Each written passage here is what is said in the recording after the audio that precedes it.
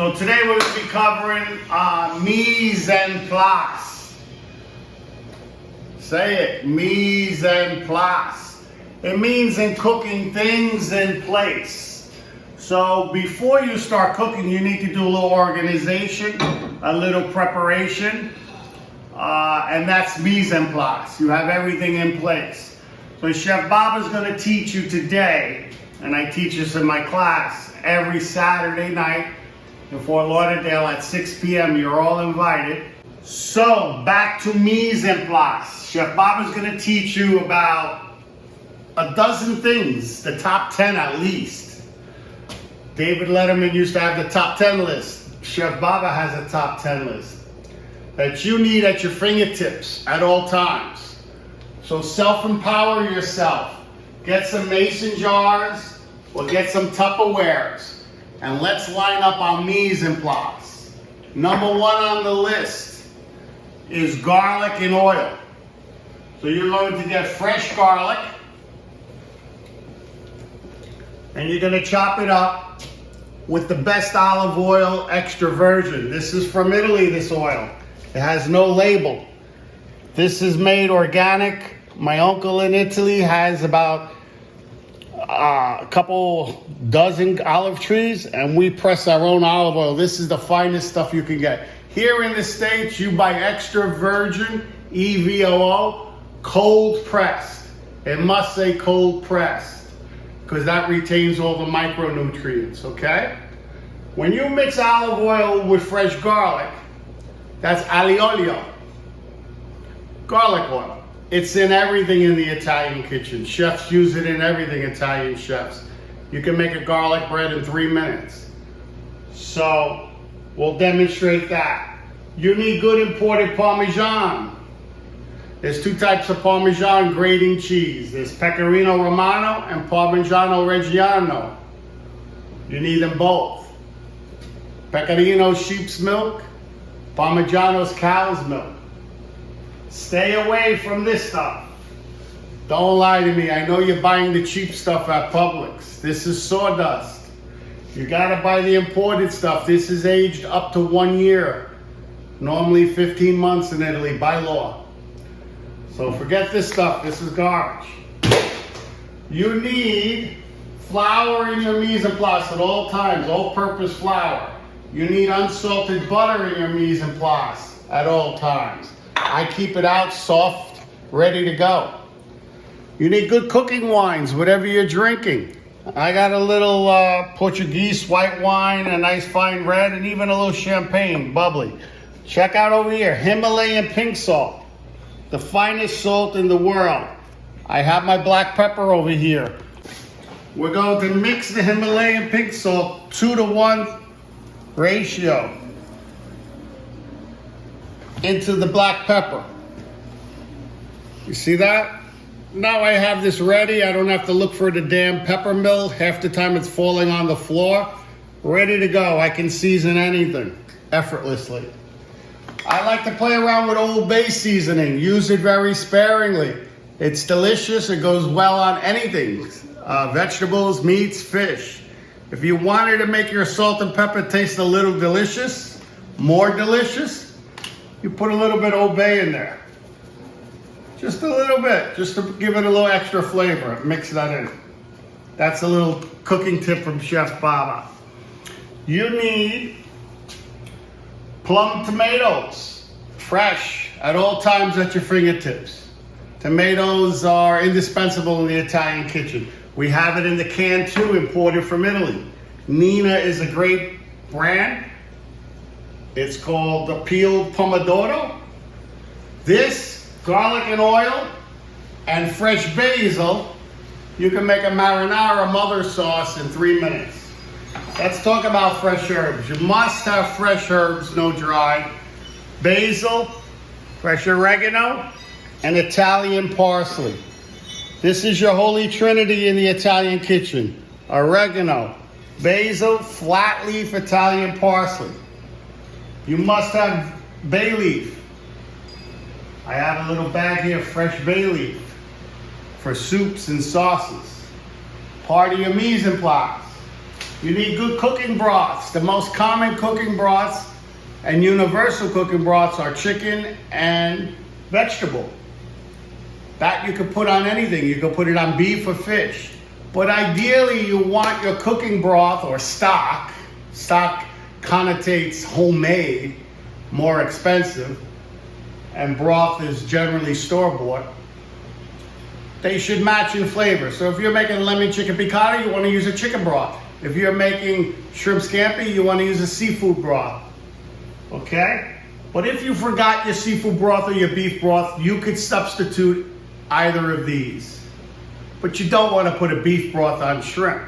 You don't want to put a fish broth on filet mignon. You feel me? All right. What else you need in the mise en place? Mirepoix. I think I wrote it down here so you guys see it. I want you to learn these words. We'll put them up on the video as well. Mirepoix is right here. It's onions, carrots, and celery. Latinos add bell pepper to this and call it a sofrito. We use it for flavor. Right here. Onion, carrots, and celery. I'm going to add the onion right now. And you coarsely chop it. Why? Chef Bob's going to teach you a little trick. We're going to puree this right now. Follow me. We put it in the blender, processor.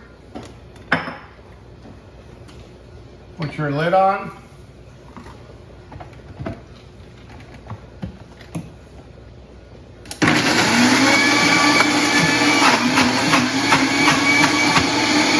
So we need a little liquid, right? Because I want to puree this really fine.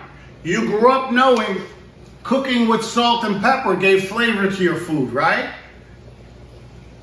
That's common sense, given knowledge.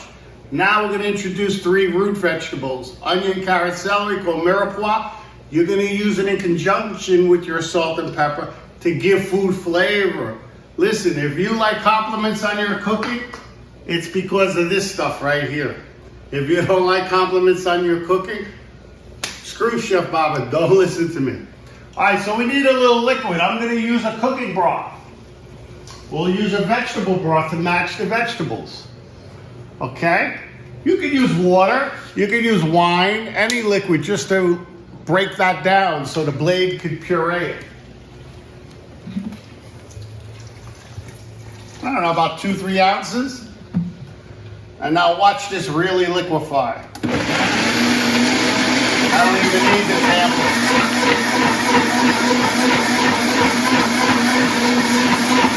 Good. This puree called mirepoix.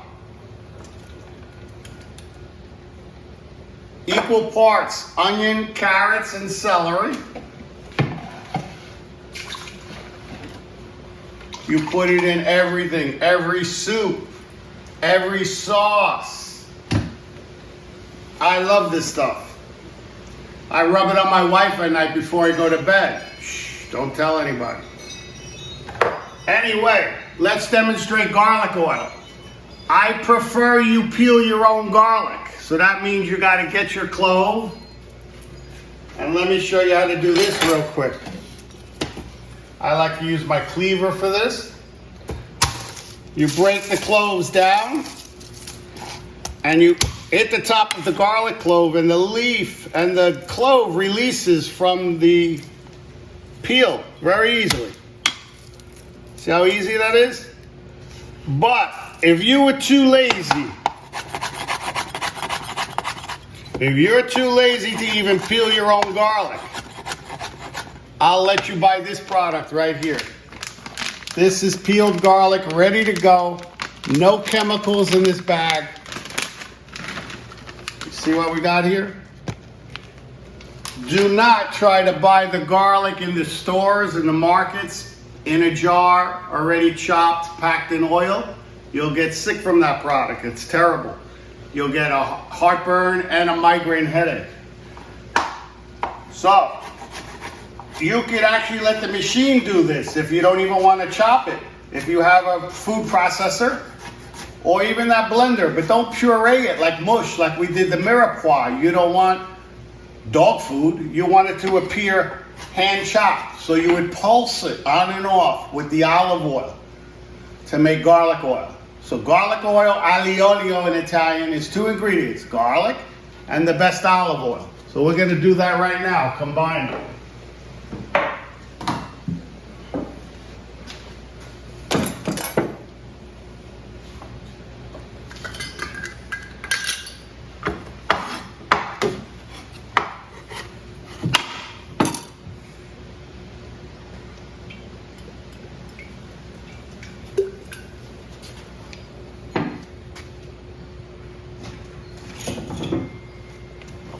You decide how big you want to chop your garlic. I like it a medium chop.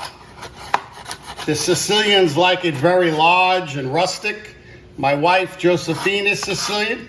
She likes it bigger than this. The Sicilians also are known to sleep with a knife under their mattress, so be careful if you're married to a Sicilian.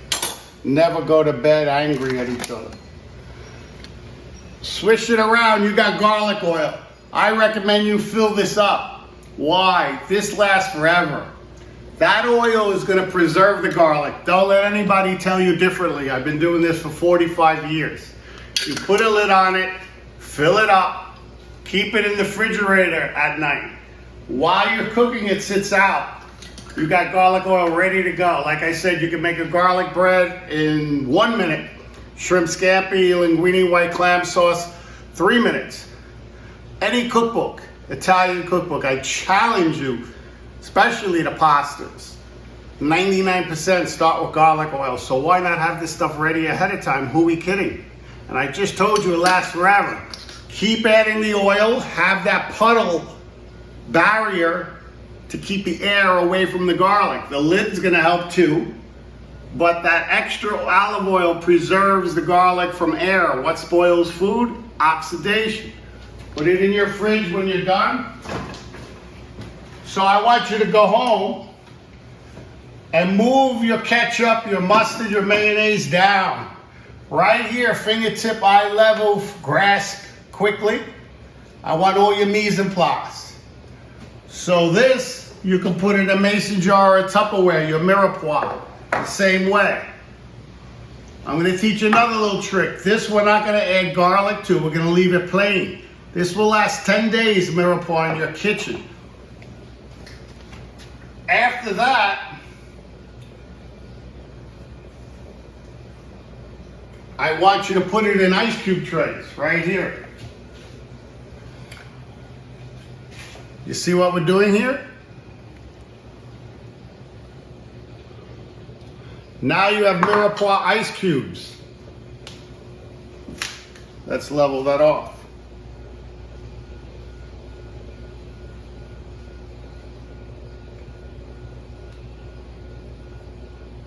Beautiful. Could add a little more.